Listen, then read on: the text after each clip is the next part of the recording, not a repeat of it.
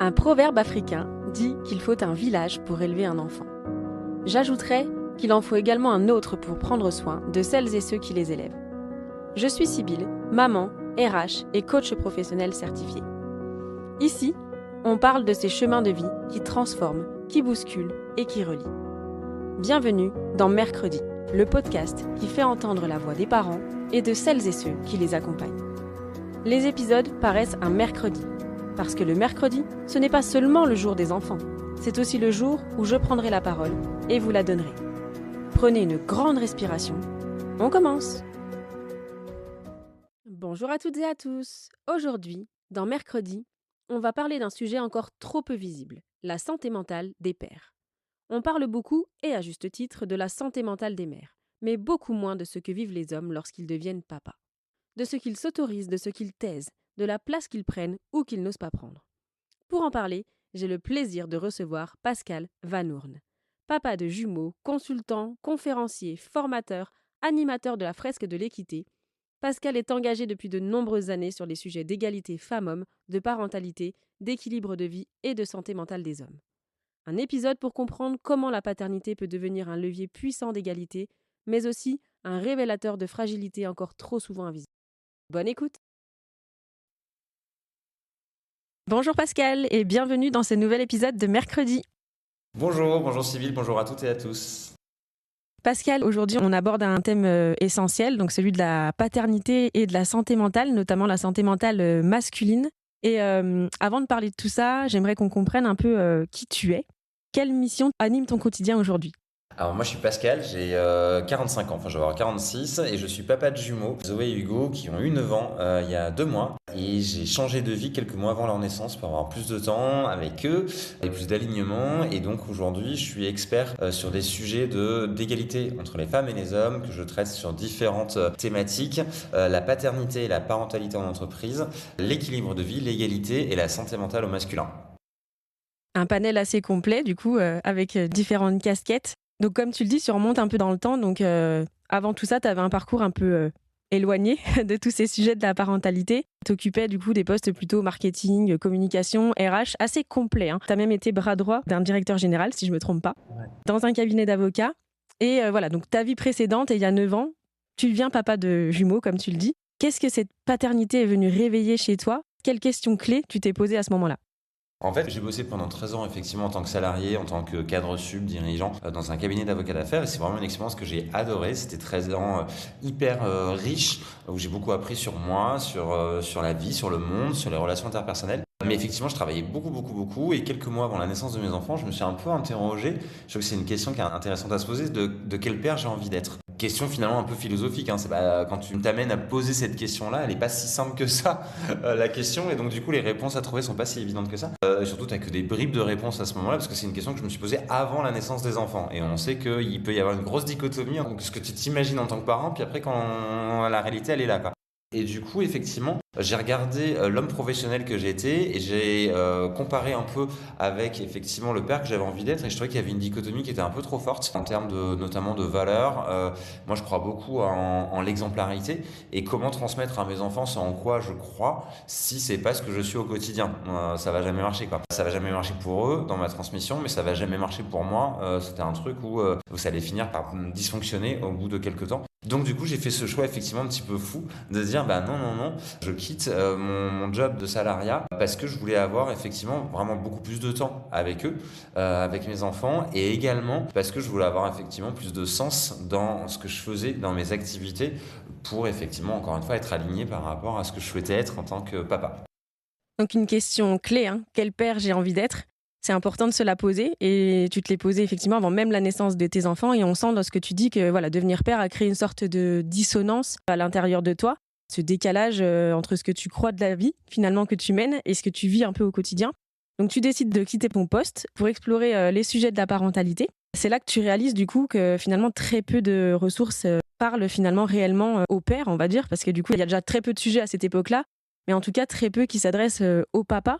À ce moment-là, tu décides de créer Histoire de papa. Ouais. Est-ce que tu peux nous en dire un peu plus sur ce que tu voulais montrer à travers ces témoignages ? Alors effectivement, là on parle mine de rien, on parle il y a 9 ans, donc les choses ont un peu bougé quand même sur ce sujet de la place du père et de la paternité. Mais effectivement, il y a 9 ans, en fait, moi j'avais besoin, comme beaucoup de parents, hein, de trouver des ressources, mais tout simplement pour me rassurer, hein, pour me muscler pour le sujet. Et je trouvais qu'il y avait effectivement très très peu de ressources qui parlaient au père. Et quand j'en trouvais, c'était souvent quand même des ressources un peu caricaturales, quoi. C'est-à-dire c'était plutôt adressé quand même aux mamans. Et les messages sous-jacents pour les pères étaient ouais, un peu, à mon sens, en tous les cas, d'un autre temps. Et je me suis dit, mais non, non, non, moi j'ai besoin d'avoir un espace là-dessus. Et je me suis dit que si moi j'en avais besoin, il y avait probablement d'autres personnes, d'autres pères ou futurs pères qui en avaient besoin. Et donc effectivement, j'ai créé ce média qui s'appelle Histoire de Papa, avec des S à histoire et à papa. Et c'est important les S parce que effectivement l'idée c'était de se dire j'ai pas juste envie de raconter moi ma vie, j'ai aussi envie d'interviewer des papas qui ont fait des choix. Alors forcément, moi je faisais une sélection dans les histoires de papas qui me touchaient, qui me marquaient, qui m'inspiraient. Et l'idée c'était ça, c'était de les interviewer et puis après de raconter leurs histoires, des choix qui ont été faits sur comment ils ont réussi à vivre leur paternité, de façon peut-être un petit peu hors cadre par rapport à ce qu'on entendait dans le récit un peu majoritaire. Il y avait aussi vraiment la volonté dès le début d'impacter sur l'égalité entre les femmes et les hommes. Il y avait vraiment cette idée de dire mais moi je suis persuadé, parce que c'est toujours un sujet qui m'a été important. Et donc du coup je me suis vraiment dit mais en fait si on change le regard de la société sur la paternité, je pense qu'on va impacter, mais en douceur. Moi je suis quelqu'un qui suis plus dans la douceur, dans l'approche positive et dynamique, mais on va impacter en douceur et de façon positive sur l'égalité entre les femmes et les hommes. Et donc voilà, Histoire de Papa que j'ai créé il y a 9 ans, et puis donc des interviews de papa, puis des interviews d'experts, et puis avec une approche aussi que j'ai toujours essayé de faire et que je continue à faire aujourd'hui dans mes conférences, avec un équilibre entre le côté un peu inspirationnel, mais aussi donner des clés très pratiques sur le sujet. Quelque chose effectivement qui parle aux papas et aux parents de manière un peu plus large. Suite à tous ces témoignages, tu as également donc auto-édité un livre qui reprend plusieurs extraits de ces témoignages, et ça t'a donné une première visibilité médiatique pour renforcer aussi ta légitimité sur ce type de sujet. Parce que comme tu le dis, hein, aujourd'hui on a avancé sur la thématique de la parentalité et de la paternité, mais voilà, il y a 9-10 ans, on était encore dans un autre, dans un autre temps. Et donc première visibilité médiatique à travers cette auto-édition. Et à force d'écouter du coup ces histoires, ton engagement a pris aussi une autre dimension, un peu plus collective et politique, puisque tu as co-créé un collectif de papas engagés en travaillant sur un projet autour du congé paternité. Est-ce que tu veux bien nous en dire plus, parce que ça a été quand même un tournant marquant de notre société?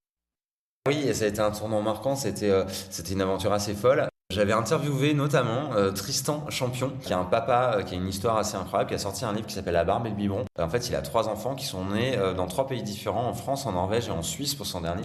Et donc du coup aussi avec 3 cultures de la paternité très différentes, avec 3 longueurs de congé paternité complètement différentes, hein, entre la France, la Norvège et la Suisse. La Norvège qui fait partie des pays scandinaves qu'on cite souvent en exemple. Et voilà, on s'entend super bien. Et puis avant de raccrocher, on se dit à bientôt, on n'a pas terminé.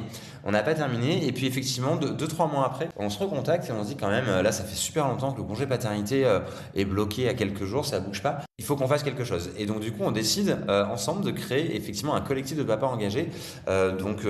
Il y avait un troisième papa dans la bande, et puis en fait on se dit ouais mais 3 c'est pas suffisant, donc on élargit, on crée un collectif de papas de 10 papas, avec cette idée de dire on veut marquer, on veut montrer une action de com assez forte pour remettre un coup de projecteur sur le congé paternité, puisque ça faisait partie des promesses de campagne d'Emmanuel Macron, mais finalement il se passait pas grand chose. On est en 2020 à ce moment-là. Hein. Et donc, en fait, moi, j'écrivais dans le Huffington Post à cette époque-là. Et donc, du coup, on décide de coécrire une tribune avec, je me souviens, là, c'était hashtag un mois minimum pour le congé paternité. Alors, c'est notre petite blague, c'est qu'on a eu le un mois minimum, puisqu'on a eu le mois de février, on a eu 28 jours de congé paternité. Donc, on aurait dû monter le truc. C'était pas la bonne approche.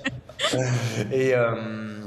Et voilà, et en fait, on coécrit une tribune qu'on diffuse en exclusivité dans le Huffington Post. Et puis, quelques jours avant, la diff, moi je me dis, il y a un truc qui me gêne quand même. On est 10 papas, mais on est 10 papas un peu blanc, milieu CSP+, cultivé, machin. C'est pas hyper représentatif. Donc, on décide de faire un appel au témoignage. Et en fait, on en reçoit 500 en 5 jours, qui arrivent tous sur Histoire de Papa. Et donc, après, que je compile.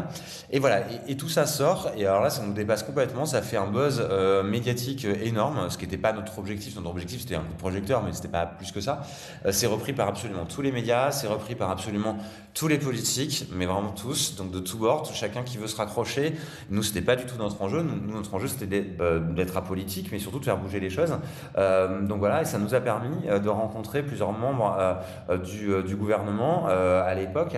Moi, j'ai rencontré Adrien Taquet, qui était le secrétaire d'État à la famille et à la petite enfance, donc sur le sujet du congé paternité. Quelques semaines après, j'ai rencontré Gabriel Attal, qui était porte-parole du gouvernement à cette époque-là. Donc voilà, pour faire bouger les choses sur le congé paternité. Et puis voilà, et puis alors quelques mois après, en fait, on a appris que le congé paternité était allongé. Alors pour la petite histoire, pour la petite anecdote, parce que c'est toujours marrant, un peu les coulisses, enfin, moi ça me surprenait. Je suis appelé par je vais peut-être pas citer le média quand même, pour préserver la confidentialité, par une journaliste d'un gros média national qui m'avait déjà interviewé et qui m'appelle un mardi matin pour me dire: Pascal, je sors de l'Élysée, de la Cour des rédacs l'Élysée, l'info est sous embargo, ça sort ce soir à 20h, mais voilà, le congé paternité va être augmenté à 1 mois, donc voilà ta réaction à chaud pour le diffuser le lendemain. Donc moi je l'ai appris effectivement 10-12 heures avant. Et donc effectivement, voilà, augmentation du durée congé paternité à 1 mois. Donc on était super contents. Après, je pense qu'il faut être super humble. C'était, quoi qu'il en soit, une promesse de campagne. Si on retrace dans l'époque, voilà, il était reproché à Emmanuel Macron d'avoir surtout des mesures à droite et pas trop de mesures à gauche, si on est un peu politique, ou en tout cas pas social. L'augmentation de la durée du congé paternité faisait plutôt un consensus au niveau de la population. Donc voilà, c'était pour lui le moment de la déployer. Et voilà, clairement, c'est pas grâce à nous. Nous, on a remis un coup de projecteur, par exemple, peut-être un coup d'accélérateur. Mais voilà, faut rester humble. Voilà, nous, on a été juste ça. On a été des petites lumières pour accélérer le processus. C'est important parce que du coup, ces petites lumières-là, voilà, viennent en plus de papa. Donc c'est vraiment un sujet qui concerne les papas et porté par des papas. Donc c'est quand même un élément fort qui vienne même pour lui en fait appuyer aussi sa décision et se dire ok, on est dans le vrai. Hein. Oui. On dit quand même que voilà 83% des salariés sont parents, donc c'est quand même important. Et pour toi aujourd'hui, en quoi le congé paternité est un levier d'égalité? Ah bah clairement, il a bougé des choses. Alors, le congé paternité actuel, là, il est effectivement à 1 mois, voilà, il est pas suffisant. Il y a encore des étapes à franchir. Bon, le problème, c'est qu'on est dans une époque et politique et économique qui favorise pas effectivement ce genre de choses. Mais moi, je crois beaucoup à l'approche. Je vais répondre à ta question après, mais juste pour donner un peu de contexte. Moi, je crois beaucoup à l'approche espagnole, où ils ont mis un congé paternité qui a augmenté sur 4 ans progressivement pour arriver à 4 mois. Et je trouve ça hyper smart, je trouve ça hyper malin, parce que ça permet et à la société et aux entreprises de s'en saisir, de s'y habituer, de changer les habitudes, de changer la culture d'un pays, de la population sur le sujet. Ils étaient à quelques jours et puis ils ont dit voilà, ça sera 1 mois, puis l'année d'après 2 mois, l'année, etc., jusqu'à 4 mois. Voilà, nous on n'est que à 1 mois, mais bon, voilà, ça serait les prochaines étapes à mon avis à franchir. Mais effectivement, ça a changé quand même beaucoup de choses. Et là, ça a permis de remettre le sujet au cœur des débats et au cœur culturel. Donc ça c'est essentiel. Ça a permis de parler de la place du père. Ça permet d'encourager effectivement la place du père. Alors attention, hein, ce congé paternité, il n'est pas indemnisé à 100%. Si on fait une moyenne, parce que ça dépend du revenu, mais en gros, en moyenne, il est indemnisé autour de 80%. Et ce qu'on observe là sur les premières études, en moyenne, il est pris par 70% des pères sur le congé paternité, mais il est beaucoup moins pris par les faibles revenus et les revenus très très forts pour des raisons évidemment absolument différentes. Pour les revenus qui sont faibles, en fait, quand tu n'es pas indemnisé à 100% et qu'il te manque un 20% de rémunération à la fin du mois, ça ne te permet pas de remplir ton frigo. Donc, tout simplement, tu ne peux pas te permettre de prendre congé paternité. Et pour les revenus plus hauts, c'est différent. C'est plutôt un truc un peu sociétal de dire, non, moi j'ai un super gros poste, je ne peux pas partir pendant 1 mois. Donc, c'est un peu ça. Ceci dit, ce que l'enquête qu'on avait menée et où on a eu plus de 500 témoignages, ce que ça nous a montré aussi, c'est que ça montre encore une fois qu'il y a encore beaucoup d'autocensure et de peur du jugement. Il y a encore aussi, c'est pour ça qu'on n'arrive pas aux 100%, 70%, on a aussi beaucoup de pères qui n'osent pas prendre leur congé paternité par peur du regard des autres, par peur de l'autocensure. Voilà, moi j'ai plein de témoignages de papas au quotidien, dans mes conférences, dans mon quotidien, et effectivement ça se retrouve quand même encore beaucoup. Ouais, c'est important ce que tu dis parce que c'est vrai qu'il y a cette nuance entre les classes sociales pour des raisons effectivement différentes. Alors après, selon les entreprises et les conventions collectives, parfois on a des conventions collectives qui vont permettre de compléter finalement le salaire à 100%, mais c'est encore rare et encore plus rare sur le congé paternité. Oui. Ça existe plus sur le congé maternité, mais aujourd'hui, c'est pas encore intégré beaucoup sur la partie congé paternité. Tu as de plus en plus d'entreprises quand même qui s'en saisissent, voire qui font de l'extra-légal, mais ça reste quand même des grosses entreprises. plutôt en service, on retrouve ça beaucoup dans des banques, voilà. C'est loin d'être généralisé. Et puis, il ne faut pas oublier que le tissu économique français, c'est pas que des grosses entreprises, c'est aussi composé majoritairement de TPE et de PME. Et là, c'est moins évident, effectivement, de mettre en place toutes ces organisations-là. On est d'accord, hein. Là où je te rejoins par rapport au système espagnol, c'est que cette progression dont tu parles, ça permet aussi aux entreprises de pouvoir s'adapter et anticiper. Mettre des choses en place, c'est intéressant et c'est bien pour les parents. Mais par contre, il faut aussi pouvoir laisser le temps à la société de s'adapter Oui. à ces évolutions. Et parfois, c'est là où du coup ça dessert, c'est qu'il y a quelque chose qui est mis en place, mais finalement les parents ne s'en saisissent pas parce que tout est mis d'un coup. Et il y a ce regard, ces injonctions dont tu parles aussi. Alors pour les classes sociales, c'est différent, mais les classes de plus haut niveau, ça peut être le fait de se dire, bah oui, j'ai un poste à haute responsabilité, si je m'absente pendant plusieurs semaines, comment ça va être perçu? C'est ça. Mais c'est vrai que cette notion d'exemplarité, elle est importante en France, parce que du coup, plus les hautes fonctions vont montrer l'exemple et vont prendre aussi un congé en entier, les salariés qui vont être dans l'équipe vont peut-être plus facilement, eux aussi, les prendre si on enlève là aussi le côté financier. Absolument, j'avais interviewé un papa, je peux raconter son histoire parce que lui-même a communiqué dessus, puis je l'ai interviewé, donc du coup j'ai diffusé son histoire. C'est Pierre-Édouard Battard qui était à l'époque le PDG du Crédit Mutuel, donc poste énorme, et en fait sa femme a aussi un gros poste à responsabilité, et donc du coup elle dit attends t'es gentil, mais je sais comment ça va marcher si c'est un enfant, et voilà, et moi je veux pas que ça impacte durablement mon ambition professionnelle. Et donc du coup ils font un pacte entre eux vraiment de répartition, et lui notamment s'engage à prendre 3 mois de congé paternité et de 2 jours par semaine d'aller chercher leur fille à la crèche à 16h30. PDG du Crédit Mutuel quand même. Alors certes, on pourrait dire les banques, tatati tatata, ouais, les PDG, il fait ce qu'il veut. Non, dans la réalité, ça c'est un peu des fantasmes, dans la réalité, ça marche pas comme ça. Et puis en plus, à ce type de poste, tu as quand même un job de représentation dans les milieux économiques, politiques, culturels aussi, qui se passe plutôt le soir. Donc je lui demandais, mais comment tu vas faire? Et il me dit, bah, non, c'est pas ma place le soir, ma place c'est à la maison avec ma femme et ma fille. Et donc du coup, il avait nommé une vice-présidente en amont, et donc répartition des fonctions, mais anticipation. Moi, ce qui m'intéressait, c'est de se dire, et 1 an après, qu'est-ce qui a changé, justement, par rapport à ce dont on parlait sur l'exemplarité. Et donc, du coup, je le rappelle 1 an après, et il me dit que ça avait énormément changé, parce qu'effectivement, ça avait autorisé. À partir du moment où le Big Boss le fait, bah, ça veut dire qu'il n'y a plus de frein culturel à avoir, et donc, oui, je peux moi aussi, en tant que collaborateur, me permettre de le faire. Effectivement, dans ces équipes, parce que Crédit Mutuel c'est national, mais en tout cas dans ses équipes au niveau du siège, en fait il était quasiment arrivé 1 an après à 100% de prise de congé paternité, parce que exemplarité quoi. Donc ça montre encore une Ouais. fois que c'est possible, et que c'est hyper important. Là ce dont on parle, c'est la notion à la fois de rôle modèle, mais c'est aussi ce qu'on appelle les narratifs, les récits. Qu'est-ce qui fait que ça donne envie? Qu'est-ce qui fait qu'on a envie de bouger dans une société? C'est parce qu'on a des femmes, parce qu'on a des hommes qui nous disent, qui autorisent et qui nous disent il a fait, elle a fait, donc moi aussi je peux le faire. Chacun après a ses vies, chacun s'adapte. Il ne s'agit pas de dire tout le monde doit faire pareil. Mon propos c'est plutôt l'inverse, mais en tout cas si j'ai envie de le faire, je peux le faire. Et donc c'est hyper important. Et effectivement c'était aussi l'objectif moi, avec Histoire de Papa, de raconter des histoires qui donnent envie, qui embarquent, qui disent ouais allez, j'essaie de lever mes freins, j'essaie de casser cette armure pour aller là où j'ai vraiment envie d'aller.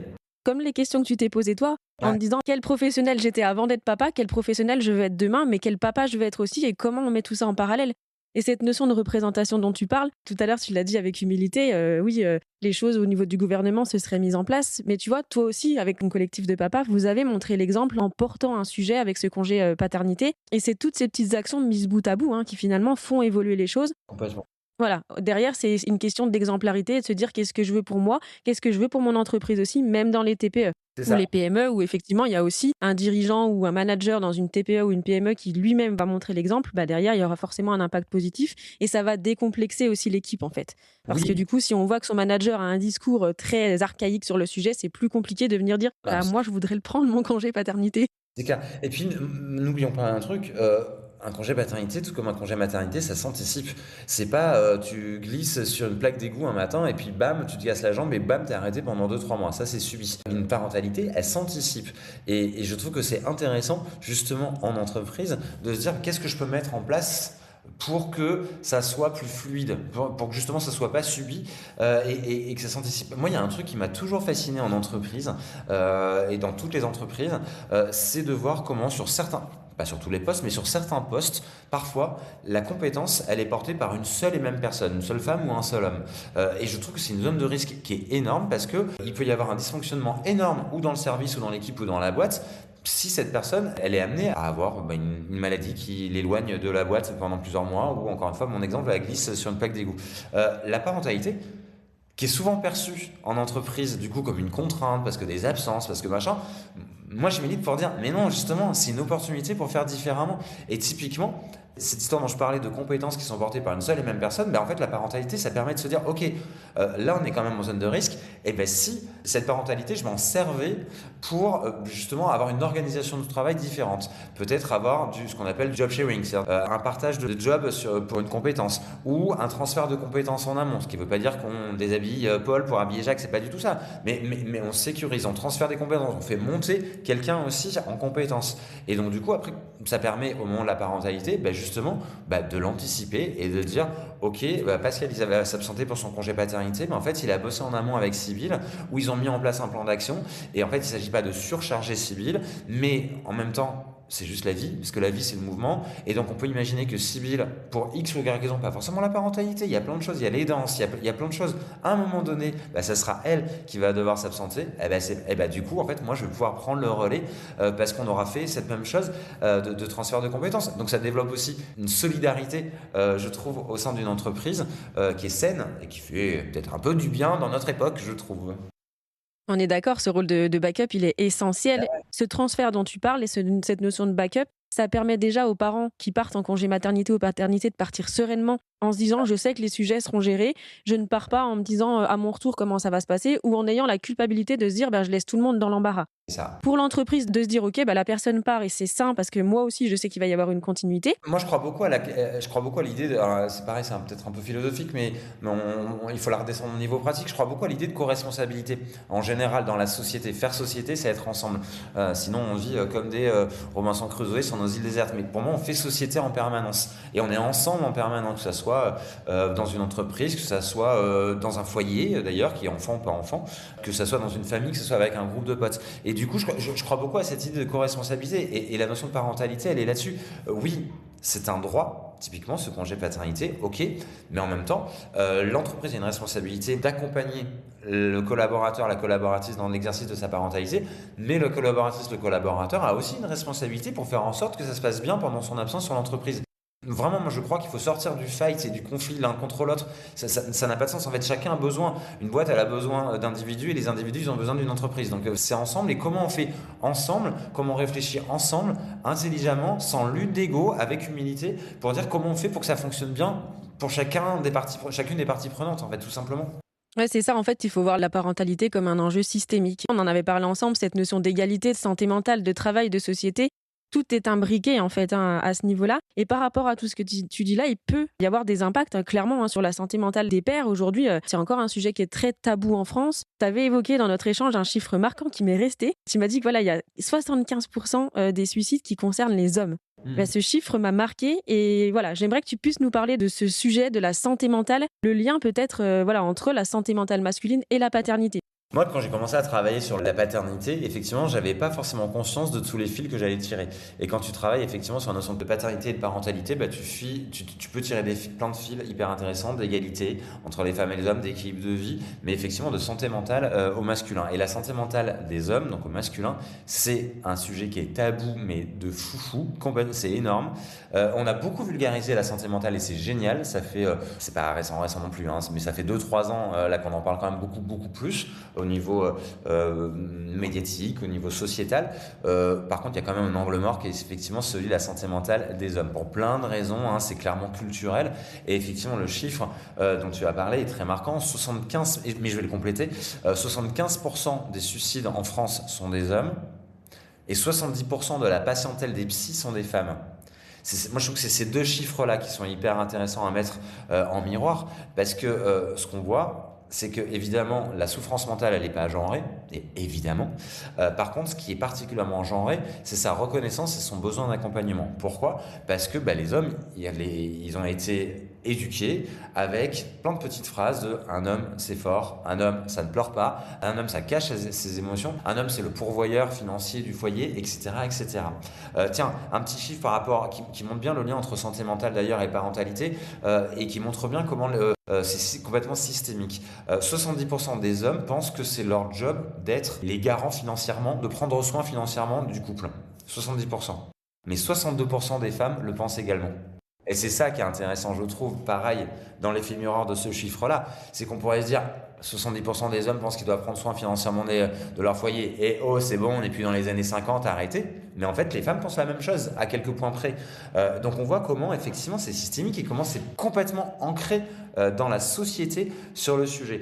Autre chiffre que je trouve intéressant, parce qu'on a aussi une petite musique qui dit ah ça va beaucoup changer avec la nouvelle génération, justement la nouvelle génération a été biberonnée au développement personnel, elle a été un peu plus éduquée sur la notion d'émotion, ce qui est moins le cas des générations précédentes, donc tout va changer et voilà. Bon bah malheureusement pas complètement, hein. 37% des hommes de 15 à 24 ans considèrent qu'il est normal que les femmes s'arrêtent de travailler quand il y a un enfant. Donc on voit effectivement que là c'est ce qu'on appelle le masculinisme, hein. Il y a une explosion du masculinisme depuis 2 ans en France, mais aux États-Unis, enfin voilà, dans les pays développés. Et effectivement, on voit ce lien entre paternité et santé mentale. Parce qu'en fait, le lien, il est quoi? Il est tout simple. Il est ce qu'on appelle les stéréotypes de genre, qui sont hyper ancrés dans la société.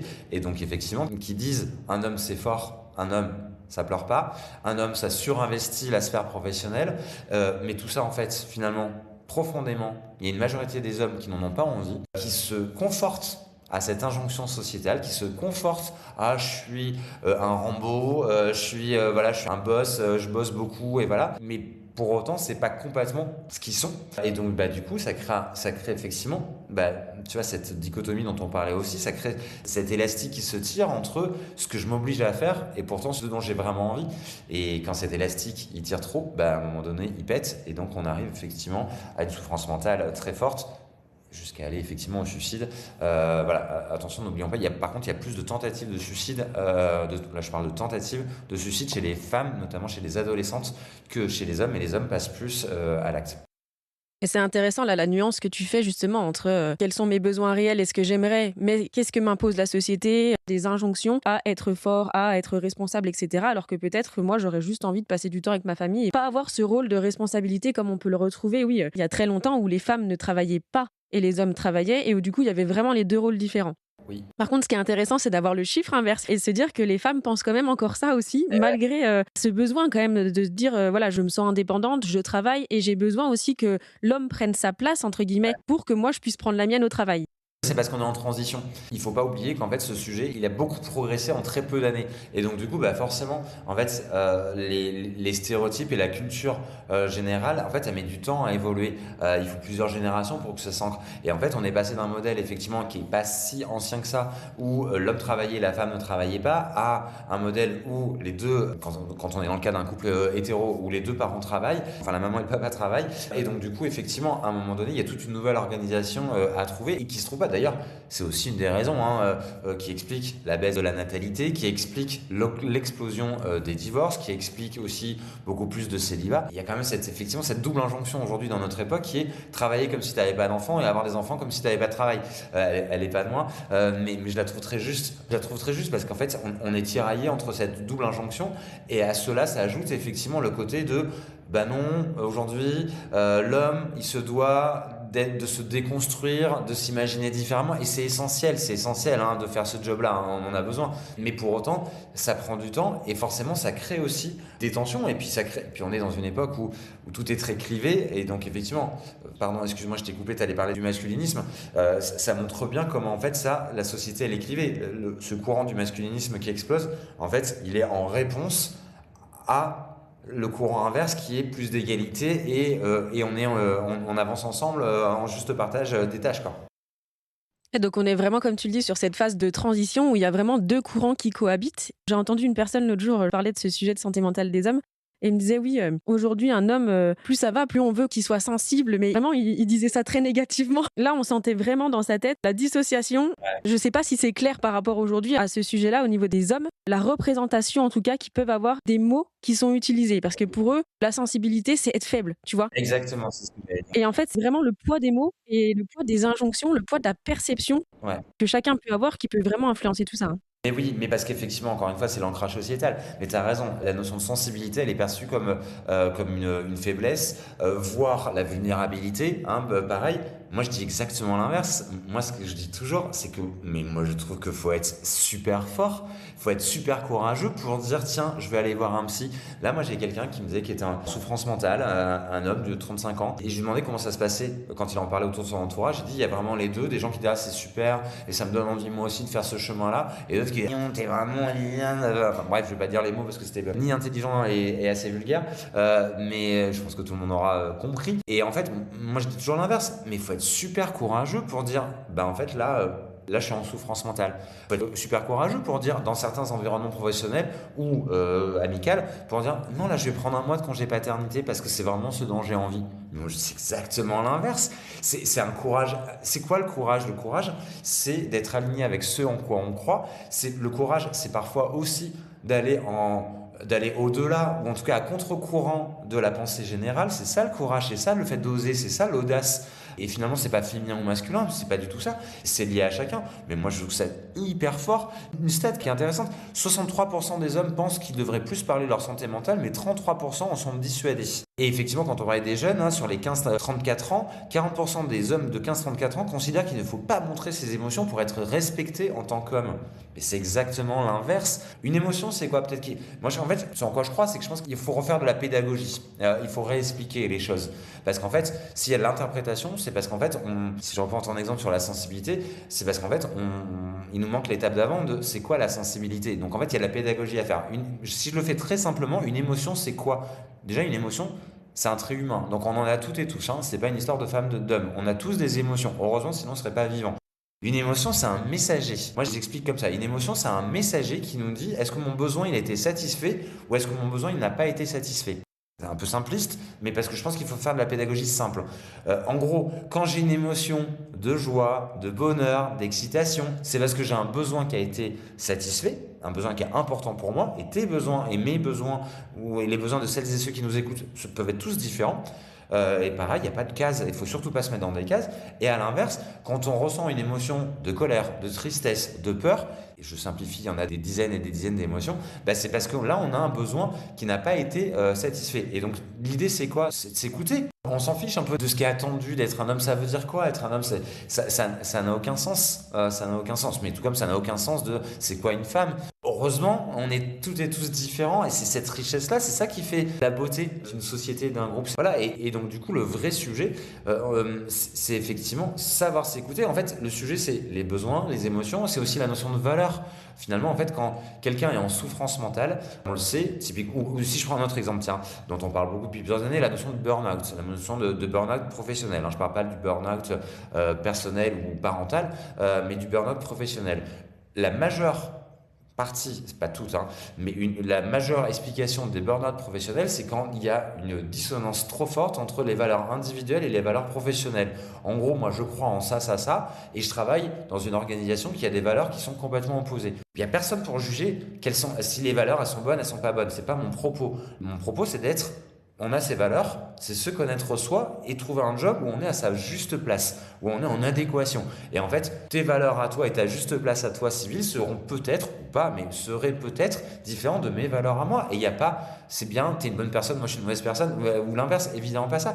Mais l'important de se connaître. Eh ben, sur la souffrance mentale et sur la paternité, la parentalité, c'est un peu la même chose. C'est quelles sont moi, mes valeurs, mes besoins, ce en quoi je crois et qu'est-ce que je peux faire pour les respecter tout simplement.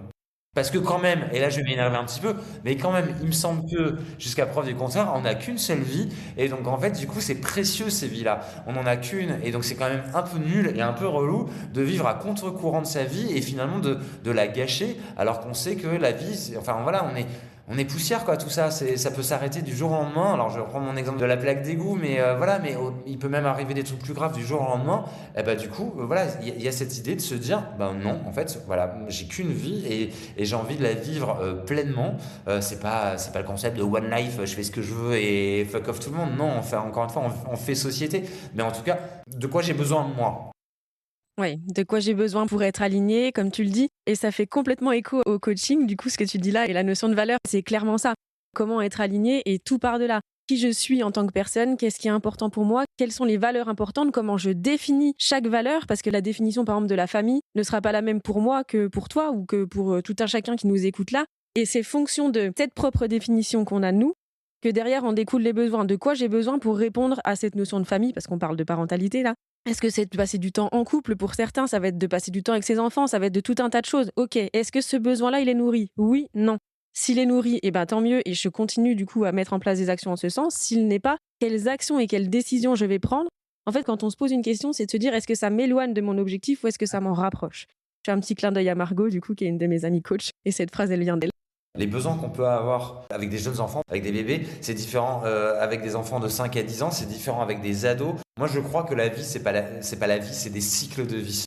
Et donc, en fait, cet exercice, il est intéressant de s'y interroger, enfin, de s'interroger régulièrement. Alors, il ne s'agit pas de se prendre la tête et de faire un business plan sur sa vie non plus. Il faut vivre un peu avec légèreté, simplicité et instinct. Mais quand même, moi, mes besoins aujourd'hui sont différents de ceux que j'avais quand j'avais pas d'enfants, et sont complètement différents de ceux que j'avais quand mes enfants venaient de naître et seront probablement différents dans 5 ans, dans 10 ans. Et ce que tu dis là, c'est intéressant aussi au niveau des cycles, parce que je trouve qu'il y a des cycles de vie dans notre parentalité, mais il y a aussi des cycles de vie si on associe la parentalité et le travail. C'est-à-dire qu'on a une seule vie et on a plusieurs casquettes, on va dire, qui s'entremêlent à ce niveau-là. Mais l'idée, c'est pas de choisir entre l'une et l'autre, c'est juste de se dire que à certaines périodes de vie, c'est la casquette parent qui va peut-être prendre le pas. À d'autres moments, ça va être la casquette professionnelle et à d'autres moments, mais en transverse de tout ça, il y a aussi la casquette qui je suis en tant qu'être humain, moi. Et ce que tu disais là au niveau des questions principales, les valeurs, les besoins, il faut se poser ces questions déjà au départ, qui je suis en tant qu'homme ou en tant que femme. Et derrière, c'est qui je suis en tant que père, qui je suis en tant que professionnel, qui je veux être. Et c'est clairement ce que tu t'es posé comme question il y a 9-10 ans, hein, et qui t'a permis aujourd'hui d'avoir une vie beaucoup plus alignée, comme tu l'as expliqué, parce que tu as répondu à tes besoins, ce besoin de te dire, ben, j'ai besoin de passer du temps avec ma famille, plus faire des journées extensives, mais par contre, bah, l'objectif, c'était pas d'être, entre guillemets, juste un papa, c'était de faire d'autres choses qui te parlent et qui te ressemblent. Et aujourd'hui, tu parais en tout cas complètement épanoui. Non, si, je suis. Moi, j'adore ma vie, je me sens très heureux. Mais t'as raison. Souvent, on m'a dit, mais pourquoi t'es pas allé au bout et être un papa en full time, c'est-à-dire juste pleinement cette casquette-là. Mais en fait, moi, dans ce que je suis, mais moi, j'adore bosser. Je peux pas ne pas bosser. C'est une histoire de curseur, en fait. C'est qu'avant, j'avais pas d'enfant et je surbossais, j'étais surinvesti professionnel. Et à un moment donné, je dis, bah non, ça me va pas. Mais pour autant, moi, j'ai besoin d'avoir justement de nourrir ces différents besoins. Et donc, j'ai besoin d'être un papa hyper impliqué, hyper engagé, voilà, d'être là sur plein de moments, sur les moments importants, mais aussi de bosser. En plus, voilà, moi, j'ai quand même fait le choix d'avoir des jobs qui sont avec beaucoup d'engagement. Voilà, quand tu parles d'égalité, de parentalité, d'équipe de vie, tu vois, de santé mentale, c'est très engageant. Et voilà. Et pour autant, tu vois, moi, il y a un truc que j'appelle, je l'ai un peu théorisé, mais ce que j'appelle les déséquilibres temporaires. C'est-à-dire que, encore là, tout de suite maintenant dans ma vie, mais c'est le cas depuis la naissance de mes enfants, il y a des moments où ben, je m'éloigne de mon objectif parce que je bosse beaucoup. Et ça va durer ça va sur quelques semaines. Et au tout début, je le vivais pas hyper bien parce que je me disais, ah, attends, t'as fait des gros choix de vie justement pour éviter ce truc-là. Et donc du coup, ça commençait à générer un peu, tu vois, de souffrance mentale. Et en fait, je me suis dit, mais non, mais attends.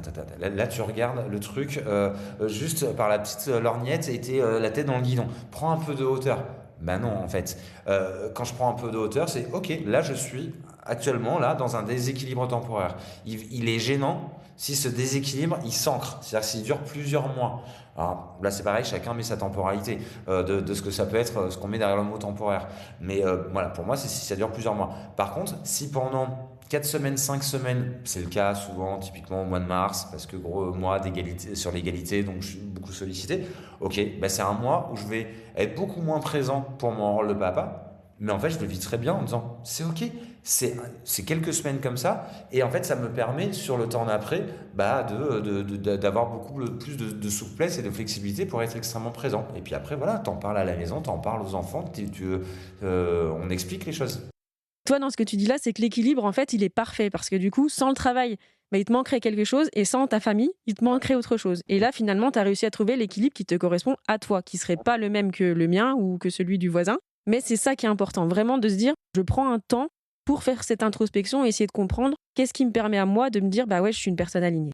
Et en même temps, pour complètement nuancer et tu vois, être dans parce que je trouve que c'est l'exercice devant ça, d'être le plus honnête possible. Encore une fois, la vie c'est le mouvement, donc rien n'est figé, rien n'est gagné, rien n'est jamais acquis.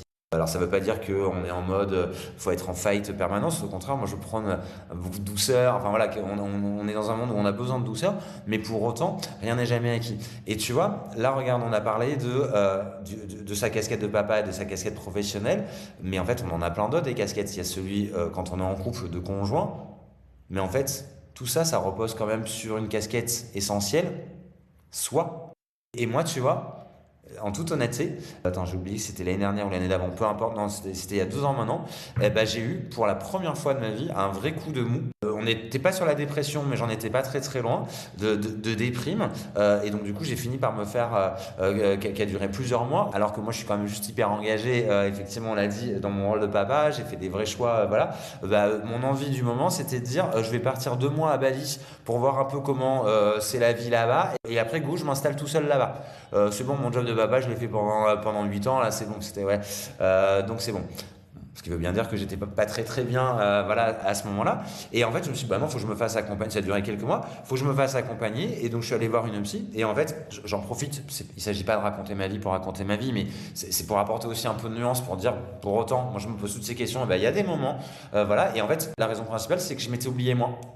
C'est qu'en fait, quand tu es très engagé dans un job, dans ta famille, dans ton couple, dans tes familles ascendantes, ben voilà, ben à un moment donné, il faut pas non plus s'oublier soi. Et moi, je m'étais un peu oublié moi d'avoir des espaces-temps pour moi, d'avoir ce dont j'avais moins envie. Et du coup, c'est pas tant pour raconter ma vie, c'est aussi pour casser des croyances. Il y a aussi cette croyance de, ouais, mais si je me fais accompagner par un psy, notamment les hommes se disent ça.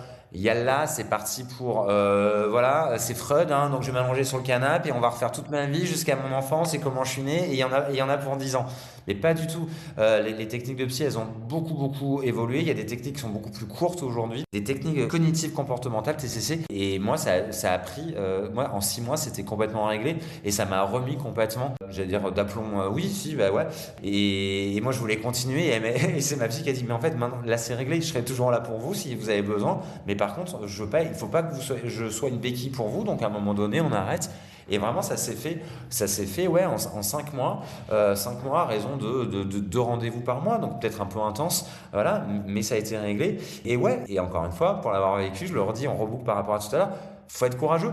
Faut être courageux parce que tu te mets à nu, tu te mets à poil, tu te fais déborder par tes émotions, tu pleures, voilà. Mais c'est hyper riche et moi, ça m'a permis de me remettre d'aplomb, de traverser ce moment qu'on vit tous, parce que c'est juste la vie, d'avoir des moments de down, hein, voilà, à différents moments de la vie. Et bah, à un moment donné, on n'est pas obligé d'être des guerriers, quoi. De dire, je vais y arriver tout seul, je vais combattre tout seul ce moment difficile. Ouais, bah non, bah gars, non, t'y arrives pas. Tu te fais aider, c'est pas grave, bah j'y arrivais pas, j'y arrivais pas. J'ai beau parler moi en conférence sur ces sujets, bah, j'avais besoin de me faire aider. Donc à un moment donné, pareil, je vais essayer d'incarner ce dont je parle à droite à gauche. Et donc du coup, je vais me faire accompagner. Et c'était précieux. Et si je m'étais pas fait accompagner, je pense que j'aurais galéré pendant vachement de temps. Alors que là, finalement, c'était quelques mois et c'était réglé. Et j'en ai encore les bénéfices aujourd'hui. J'ai gagné beaucoup. Alors là, je parle vite, tout ça, je suis beaucoup dans l'énergie, mais j'ai ouvert tout un espace en moi que j'avais pas, avec justement beaucoup plus de douceur, beaucoup plus de légèreté, beaucoup plus de lâcher prise. Quand on est parent, on est aussi beaucoup, il y a aussi une histoire de contrôle. Et ben, moi, j'ai beaucoup travaillé sur la notion effectivement de lâcher prise qui est hyper agréable quand tu ouvres ça, cet espace-là. Ce qui ne veut pas dire que tu deviens un je m'en foutiste, parce que je suis toujours engagé dans tout ce que je fais, mais avec plus de souffle. Ouais, une sorte de prise de hauteur sur ces sujets-là et du coup qui t'a permis de prendre conscience que oui, il y avait un être humain derrière tous les sujets que tu portes. Donc ce que tu dis là, c'est essentiel. Et j'espère que bah, les mamans, mais aussi les papas qui nous écoutent, entendront le message derrière ce témoignage qui a été vraiment très fort. Donc merci de t'être livré. Merci. Quand on avait échangé ensemble aussi, tu avais évoqué un élément important dans le rôle de la place des pères qui peut impacter aussi, hein, cette santé mentale. On a parlé des injonctions de la société, on a parlé des injonctions au niveau du travail, on a parlé, voilà, du rôle, des hommes qui se disent que, voilà, ils doivent, effectivement, subvenir aux besoins, que les femmes ont aussi cette vision finalement malgré, voilà, des discours qui peuvent être un peu contraires. Mais on parlait aussi du fait de s'occuper des enfants, de la difficulté parfois pour les pères à prendre leur place pour pouvoir s'occuper de leurs enfants. Tu me disais, voilà, que ça pouvait être aussi lié finalement des fois, sans même s'en rendre compte, au comportement des mères. Est-ce que tu peux nous en dire un peu plus sur ce point? Ouais, ah là là, ça c'est sujet un peu casse-gueule là, merci beaucoup. Mais non, mais parce qu'encore une fois, je pense qu'effectivement, je l'ai dit tout à l'heure, moi je crois à la co-responsabilité. Et du coup, effectivement, il n'y a pas de débat, les hommes, les pères doivent prendre leur place. Eh, deux petites stats, j'en ai fait un peu, mais pas trop quand même. Mais aujourd'hui, on le sait, il y a une étude de Doctolib, 85% des rendez-vous chez le pédiatre sont prises par les mamans. Bon, Doctolib, c'est pas hyper complexe, je vois pas bien pourquoi 85% des rendez-vous sont prises par les mamans et donc 15% par les pères. Et une autre stat, 70% des tâches domestiques et familiales sont portées par les mères, donc 30% par les hommes. Et encore, ce qui est intéressant de regarder, c'est la pénibilité de la tâche, c'est-à-dire qu'en fait, sur les tâches qui sont gérées par les hommes, on est souvent sur des tâches qui sont assez peu pénibles, pas du tout sur la notion de charge mentale. Et donc, du coup, effectivement, sur typiquement amener l'enfant à l'école. Mais en fait, ça c'est hyper facile parce que c'est souvent sur le trajet entre la maison et le job. Donc, en fait, il n'y a pas de pénibilité très forte. Donc, oui, déjà, on pose les choses. Clairement, il y a un déséquilibre énorme. Et donc, oui, les pères, les hommes doivent pleinement prendre leur place. Mais pour que ça fonctionne, je crois vraiment, encore une fois, que chacun doit faire le pas. Et effectivement, j'ai entendu beaucoup de témoignages, moi, dans des couples, parfois juste l'un d'ailleurs, voilà, et de père comme de mère, hein, les deux, qui me disaient, mais en fait, soit le père me disait, bah en fait, moi j'ai essayé, et en fait, au bout d'un an, 2 ans, j'ai arrêté, parce que je me faisais toujours embrouiller, parce que c'était pas bien fait. Alors on pourrait se dire, ouais, facile gars, c'est quoi cette excuse, voilà. Et en même temps, après le témoignage de la maman, en fait, elle me disait la même chose. Elle me dit, bah en fait, j'avoue que je veux qu'il fasse plus, mais si je suis tout à fait honnête, je lui laisse pas la place. Parce que ce qu'il va faire, ce sera pas fait comme moi je l'aurais souhaité. Et c'est là la notion de lâcher prise dont on parlait. Finalement, so what? De quoi on parle? On s'en fiche si c'est pas fait exactement dans un idéal, si c'est pas fait comme ce qu'on a fantasmé, si c'est pas fait comme dans les livres ou sur les réseaux sociaux qui sont pas la vraie vie. Pareil, il faut se détacher de ça. Et à un moment donné, on fait à deux et c'est ça qui est important. Donc, il y a effectivement, les hommes doivent prendre leur place, clairement, mais les mamans doivent laisser la place aussi. Et ce que tu disais par rapport à cette phrase qui me revient là tout de suite, c'est justement aussi une phrase que tu n'aimais pas justement, quand on dit aux femmes: «C'est à toi de prendre ta place au niveau professionnel». Et Ouais, tu faisais justement ce parallèle entre, le fait qu'on doit les femmes doivent prendre leur place au travail, mais en même temps les hommes doivent prendre leur place à la maison. mais oui. Et c'est effectivement une sorte de vase communicant et par rapport à ce que tu évoques là, ben, voilà, l'idée c'est que chacun laisse un peu sa place à l'autre et que l'autre ose prendre sa place aussi dans l'univers en tout cas qu'il souhaite, et qui lui correspond par rapport à cet équilibre dont on parle entre le travail et l'équilibre à la maison.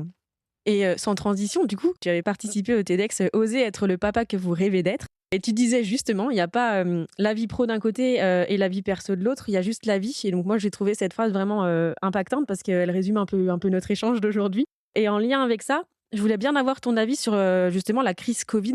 Je pense que ça a été quand même un élément assez, révélateur justement sur le rapport, ben, à la famille, au sens un petit peu derrière tout ça. Et en lien avec la santé, des pères, est-ce que toi tu penses que du coup, bah, il y a eu un avant et un après quand même sur la santé mentale des pères grâce ou à cause, on va dire, de la Covid? Je pense que la Covid, ça a été un accélérateur de prise de conscience. Je ne suis pas sûr que ça s'ancre tant dans le temps que ça. C'est-à-dire que ça a été un moment où effectivement on a tous été confinés, on était tous à la maison, ok, émergence du télétravail, on se rend compte que, oulala, bah en fait, bosser avec les enfants à la maison c'est compliqué, on a tous en tête des vidéos de Zoom hyper sérieux, puis tu vois le gamin qui arrive, tu vois, voilà.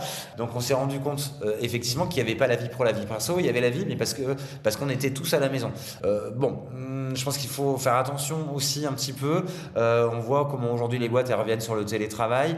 On voit, voilà, les vieilles habitudes elles sont quand même extrêmement ancrées. Donc oui, ça a évolué, mais ça reste à s'ancrer dans la durée. Par contre, ce que ça a accéléré, je pense, mais pareil, il faut voir dans le temps, c'est notamment sur la nouvelle génération, sur le rapport au travail, sur la place du travail.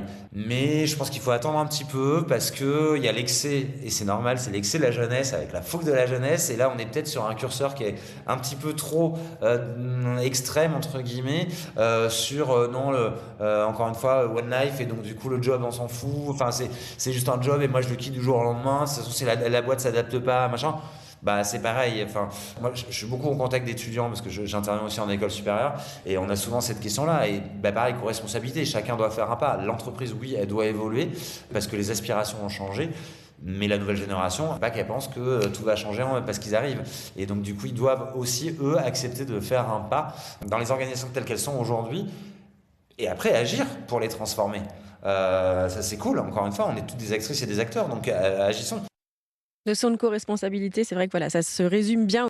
Pour terminer, du coup, toi, si tu avais un message peut-être à adresser aux pairs qui nous écoutent et aux entreprises, qu'est-ce que tu dirais comme mot de la fin? Alors pour les pères, ce que je leur dirais, bah, c'est effectivement, tu en as parlé, c'était le titre de mon TEDx, mais c'est oser être le papa que vous rêvez être. Encore une fois, voilà, on n'est pas papa 10 000 fois, enfin on peut l'être plusieurs fois, mais voilà. Donc osez être le papa que vous rêvez d'être, mettez au loin les injonctions et les stéréotypes d'un autre temps, vivez pleinement cette période de vie, soyez fort, mais soyez fort et courageux, pas pour vous conforter à ce qu'on attend de vous, mais en fonction de ce que vous êtes, pas en brutalité, pas en fight, mais en harmonie et en multiple harmonie. Et avec votre job et avec votre entourage et votre couple. Passez pas à côté de ces moments-là qui sont quand même des moments qui passent hyper vite, qui sont hyper précieux et vivez-les pleinement. Pour les entreprises, j'aurais plein de choses à leur dire. J'aurais envie de leur dire qu'effectivement, bah alors, on peut rester sur la même sémantique, oser créer l'espace pour que chacun puisse vivre pleinement sa parentalité, si on reprend sur le oser, et qu'en fait, ils vont avoir plein de bénéfices, les entreprises. Ça va permettre d'attirer les talents, ça va permettre de garder des talents, notamment les 30-45, qui est le moment où on devient parent, qui sont souvent un moment où du coup, tu te rends compte que c'est compliqué d'être parent et d'être salarié, donc tu quittes le monde de l'entreprise. Sauf que dans l'entreprise, bah, en gros, tu es junior de 20 à 30, tu es senior de 45 à 65.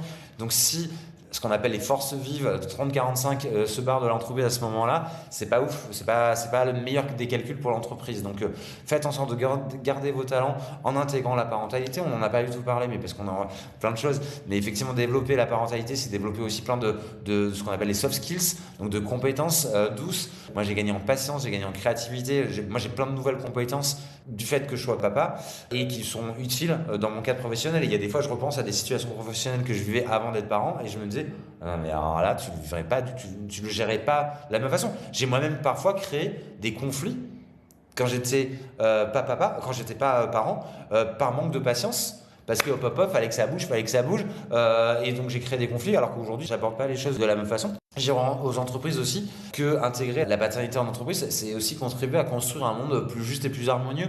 Peut-être aussi de sortir d'un modèle qui survalorise la performance et la compétition. Je crois qu'on voit aujourd'hui quand même au niveau planétaire un épuisement des ressources, qu'elles soient des ressources écologiques, qu'elles soient des ressources humaines, et qu'on est peut-être à bout de ce système de valorisation de la surperformance, de toujours plus. Bah, peut-être qu'on peut imaginer un modèle différent qui valorise plus la confiance plutôt que la défiance, plus la coopération plutôt que la compétition, plus le collaboratif que l'individualisme. Et en fait, tout ça, la paternité, la parentalité, de l'intégrer en entreprise, ça le permet, ça s'oppose pas, c'est quelque chose qui peut faire grandir et la structure et les individus. Donc voilà, osez créer cet espace dans vos entreprises pour vos collaboratrices et vos collaborateurs. Super. Eh ben, en tout cas, je te remercie énormément d'avoir pris le temps de m'accorder ce temps aussi sur mercredi pour cet échange qui était vraiment très riche, authentique et sincère parce que voilà, aborder la santé mentale masculine, c'est pas forcément évident et ça a été très intéressant et vraiment incarné pour reprendre effectivement les termes qui ont été dits tout à l'heure. Merci beaucoup, Pascal. Merci Cyril, merci à toutes et à tous. Merci à vous d'avoir écouté cet épisode de mercredi. Cet échange avec Pascal nous rappelle une chose essentielle. La santé mentale des pères existe. Elle existe même quand elle ne se dit pas, quand elle se tait derrière la performance, le silence ou encore l'humour. Devenir père, c'est souvent traverser des bouleversements profonds, identitaires, émotionnels, relationnels, sans toujours avoir les mots ni les espaces pour les déposer. Parler de santé mentale des pères, ce n'est pas minimiser celle des mères, c'est reconnaître que le bien-être des familles passe aussi par la possibilité, pour les hommes, d'exister pleinement dans leur parentalité, avec leurs fragilités, leurs doutes et leurs besoins. Et c'est aussi rappeler que cette santé mentale ne dépend pas uniquement des individus, mais des modèles sociaux, culturels et professionnels dans lesquels ils évoluent. Donner une juste place aux pères, c'est créer les conditions pour que chacun puisse respirer, choisir et se sentir légitime, à la maison comme au travail. À très bientôt pour un nouvel épisode de Mercredi.